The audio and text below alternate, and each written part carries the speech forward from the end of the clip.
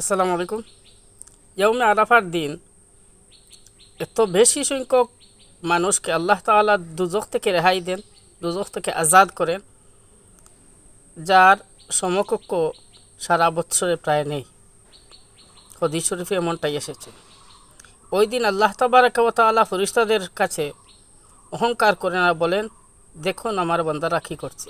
আরাফার মাঠে যারা আহাজারি করেন, কান্নাকাটি করেন, আল্লাহর দরবারে তাসবিহাত আদায় করেন, আল্লাহর দরবারে দোয়া মাংতে থাকেন, তাদের জন্য বিশেষত আর সমস্ত পৃথিবীর মানুষের জন্য। তো রোজা রাখা এই দিনে হাজি ব্যতীত অন্যান্য যারা বাড়িতে রয়েছেন তাদের জন্য এই দিন রোজা রাখা এক বছরের চেয়ে এক বছর আগের এবং এক বছর পরের গুনাহ মাফ করা হয় বলে হাদিস শরীফে আল্লাহ রসুল সাল্লাল্লাহু আলাইহি ওয়াসাল্লাম বলেছেন। আহতাসিবু আলাল্লাহি আন ইউকাফিরা সানাতাল্লাযী ক্বাবলাহু ওয়াস সানাতাল্লাযী বাদাহু, নবীজি বলেছেন।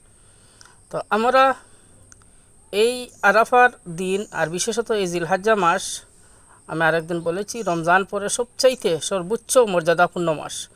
এই 10 দিন, জিলহজ্জা মাসের প্রথম 10 দিন সবচেয়ে ফজিলতপূর্ণ। এই দিনগুলোতে উত্তম আমল করা, বেশি বেশি করে জিকির করা, তওবা করা, ভালো আমলের সংকল্প করা, ভালো আমলকে দৃঢ় হাতে ধারণ করা, যাবতীয় গুনাহের কাজ বর্জন করা, খারাপ অভ্যাসসমূহ ত্যাগ করা, প্রতিদিন নতুন নতুন ভালো কাজের জন্য নিজেকে তৈরি করা, খারাপ কাজ থেকে প্রতিদিন বাঁচার জন্য সচেষ্ট হওয়া, আমলে নতুনত্ব সৃষ্টি করা, নতুনভাবে আমল যোগ করা, প্রতিদিন আমলের যে ঘাটতি রয়েছে সেই ঘাটতি পূরণ করতে সচেষ্ট হওয়া, এইসব আমল আমার করা প্রয়োজন।